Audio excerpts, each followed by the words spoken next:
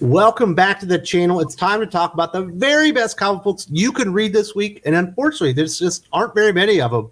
But we're going to hit the good ones, and we're going to talk about one of them, which probably is the very best comic book of 2022 so far. And here with me, as always, is Drew from Comics Elite. How you doing, Drew? Doing great, Wes. Yeah, I agree. And since we've been doing this on our channel, Comics Elite, this is the worst week we've ever had reviewing comics. But I mean, it's clear the good ones really outshine the bad ones this week. Yeah, this is a rough week pretty much all around. The indies didn't really bring it, certainly Marvel and not DC. But there is one comic book that has stood out for 2022. Do a Powerbomb from Daniel Warren Johnson to Image Comics. We get the 4th issue this week. This thing is absolutely spectacular. We get 2 training montages, which I absolutely love. Big time tag team fighting action within the world of this hellborn wrestling federation that's going on. And we see that the daughter whose mother has died and her father that she's just met, they're the tag team. They're trying to bring her back, and they learn that they need to start working together and doing some tandem offense. Like you said, the training montages, everything, the training montages and everything else, all the action sequences, the fights and the wrestling matches, everything is so kinetic. The panels are in motion. My eyes are constantly shifting, looking at everything on the page. Everything is so broad and dynamic. That's what makes Daniel Warren Johnson so fantastic when he can tell a story like this. We grew up watching wrestling, so when these wrestling matches are going on, I'm actually visualizing, hearing the voices, hearing the sounds. I'm counting out the 1, 2, 3. Like I'm picturing trying to tap to the partner, shaking the hand, trying to get tagged in. This is just so much fun, and I cannot recommend this series enough. This is a wrestling story with a very big heart. And we get some back information about Necroton and kind of what is happening, and this has happened before. And this tag team that they do end up fighting, they've been training for this apparently for 100 years or something. It turns out the uncle is also fighting to bring the mother back. He's decided to join the fight, and they end up taking on this big tag team, I think from Japan. They look like demons or whatever. And it's absolutely insane. They attack him after the bell. They end up going for his neck. Yeah, it's crazy. It felt like watching one of those, if you may remember, the ECW matches. After the matches ends, like it just goes right out into the stands, chairs, everything get flying and get involved. Just illegal moves, illegal objects. But like the finishers in this, I love the finishers. They are so original and cool, especially the second one, the Judas coin pouch. Who thinks of that as a finishing move? That is hysterical. And I was dying laughing. Kyle was dying laughing. It is too much fun. Daniel Warren Johnson is really the perennial. I'm going to say it right now, he is the best writer-artist right now in comics. And we get one last reveal, and they're bringing a barbed wire baseball bat and a barbed wire wrapped around chair to the fight next week. This thing has been absolutely spectacular. Last year, Beta Ray Bill, I thought, was probably the best comic book of the year in 2021. And it feels like Do a Powerbomb is likely the best comic book of 2022. Obviously, World's Finest has been really good. The follow-up to Nottingham has been excellent. Mm-hmm. But it feels like Do a Powerbomb is like destined to be number one again. He's bringing the heat. There's a love of wrestling and storytelling lore. He's bringing in the stakes and all these cool elements to really add to the flavor of the comic book. And it feels like every single issue he's delivering like a 4.5, 5-star comic book. Absolutely. And he's writing and drawing every single issue. And like, I agree with you. This is arguably the best of the year because World's Finest got bumped down because Daniel Warren Johnson is doing the art and writing for every single issue. There have been fill-in issues on the art for World's Finest, which kind of bumped that down. But when you see the detail, the amount of detail he's putting in to pages, where the montage pages where they're lifting the free weights, you see all the weights he has drawn in the weight room. It is insane. When you put in that much detail, you could tell there is a huge amount of love to the storytelling craft and to the story itself. You want the fans to be enamored with this, and I am full on with this series because Daniel Warren Johnson wants me to be full in on this. Yeah, it's going to be crazy. I think there's probably going to be 2 wrestling comic books in my top 10 of the year. Obviously, Do a Powerbomb is going to be up there in the top 3, probably at number 1. And then Crimson Cage from AWA Studios, kind of a similar concept, also done extremely well. I guess it's just a year of wrestling comic books. I don't know what happened. Yeah, the only close second I could think of besides World's Finest would be Nottingham, and maybe King, Mark Miller's King of Spies, absolutely. King of Spies. Those would be the top ones right now.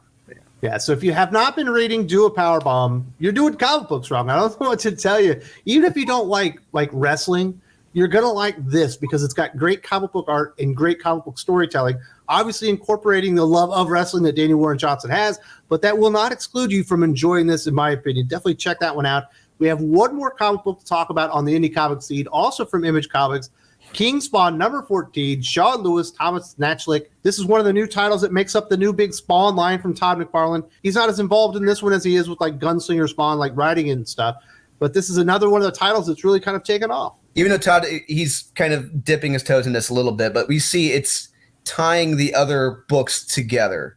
So in this issue, in this series, for example, we get the different factions that normally we would consider evil. They're conspiring to take down Spawn, because what Spawn wants to do is going to pretty much end the world. So we're rooting for Violator and all these other villains to stop Spawn from this happening, as well as Terry, who married Al's wife. He may know what he finally has to do. He's had enough of Spawn that he may have to actually take down Al, keep Hell from taking over Earth. Things are really progressing in this story, and I really like this. We're rooting for the villains. Definitely check out King Spawn. We've also got one comic book from Marvel Comics. This one, I have mixed feelings on. I like the story, but there's some things that throw me off. Daredevil number 3, Chip Zdarsky, Rafael De La Torre, obviously a fill-in artist. Normally it would be Marco Cicchetto. The cover on this from Marco Cicchetto is absolutely amazing. Like Barda, that's a beautiful comic book cover that they put out. So the first 2 issues of this Daredevil relaunch, but with the same creators telling the same story, so I don't even know why they rebooted it. It tells the story of Goldie and this guardian angel thing that's happening. And then we get to the 3rd issue, and it's almost like not even present. It's all about like the Stromines and all these other things that we've been reading about prior, and it felt a little bit jarring. Yeah, really, it completely dropped that. Everything, that big subject for the first 2 issues, forget that. We're going back to the prior series now. So it's like, wait a minute. So we really didn't need this relaunch in the first place. Because, these characters they focus on in this issue, they're all from the prior run. Yeah, it was interesting seeing the Luke Cage and Daredevil scenes when they're talking with one another. I'm kind of 50-50 on that conversation that they have in the mayor office. But we do come to learn that Luke Cage does have a confrontation with the Stromines, and he may have made a decision he will regret later on. We'll see what happens with that. The cover by Marco Cicchetto is arguably the best part of this whole comic. It is fantastic. And in a week of amateur crap from Marvel, this stood out. I got issues with it, but it's definitely the best thing Marvel put out. And I would recommend it. If you read this and you hadn't read the previous issues, I think you'll be perfectly fine. If you were reading it previously and it gets in there, it's interesting, but it is going to feel a little bit jarring.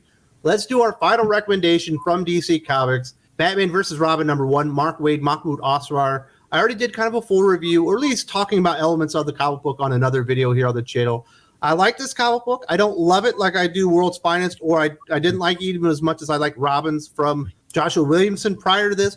But elements of both of those series are absolutely filling this in. And this is going to be kicking off, I guess, or part of this reboot that's going to be happening for the DC Comics universe, Dawn of DCU. It's a good comic book. Mahmoud Asrar doesn't look quite as slick as he did on King Coman, but it still looks really good. Yeah, it really does. And, honestly, I think this is better than the Robin series. I got it between World's Finest and Robin for me. But yeah, I really enjoyed this. Kyle really enjoyed this. We thought it was very action-packed, very kinetic, well-illustrated, and shocking at several points. We talked about this in your live stream. There's one decision that Mark Waid makes with a female magician that's like, whoa, did not see that coming. Yeah, a couple guest appearances in this I didn't expect to see, one of which I hadn't seen in years. So much happens in this that very much the opposite of decompressed storytelling. Obviously, the big thing that happens is the return of Alfred. Yes, the big reveal is the return of Alfred in this. And when we interviewed Mark Waid, he had said, is it a good thing, really, that he's back? And so there you go. Take that for what it is. So there may be some magic involved. We don't know. Hopefully we'll find out in the coming issues. But yeah, I think this is a solid start to this series. Well, certainly in the comic book itself, when you get that double page spread of the two sides of Damian and kind of talking about his mother and his father and be careful what you wish for. And then you see Alfred, certainly forewarning that this probably is going to go bad. Like, be careful what you wish for because you just might get it. Kind of one of those, when you have the genie and he turns your wishes into evil stuff, maybe? Yes. Happening? Yeah, it's like the monkey's paw, like the original thing. Yeah. So we shall see. It was a light week on comic books. Those are the best ones. Definitely check out Do a Powerbomb. I cannot recommend that one high enough. I think if you missed Alfred, you're going to enjoy Batman versus Robin. King Spawn's been really hot, and Daredevil, while feeling a little bit jarring, was still very good. Drew, you actually have a comic book coming out, or at least it's going to be on FOC very soon. What do people need to know about Born of Blood #2? So Born of Blood #2, FOC is September 25th, next week. Issue 1 will be in stores here in, I think, 2 weeks. But issue 2, we're going to see the progression of Giaris, learning other tools of the trade to be a warrior of Sparta, as well as developing a mentor. And I really, truly believe that you'll enjoy this more than the first issue. This has gotten a lot of positive reviews from people I've sent it to, and I really think you'll enjoy this as well. Please do check out Born of Blood. If you were on the fence, or maybe you knew about Batman versus Robin, but you weren't sure about it, I did have a review, as I mentioned earlier. I do not really spoil the plot. I do spoil some elements of it, obviously the big one being Alfred's return. If you're still on the fence, definitely check this out. See if maybe this comic book is for you, because it's really good. Maybe not quite as good as World's Finest, but very few comic books are. Definitely check this out. And if you don't see it there, there's a link in the video description.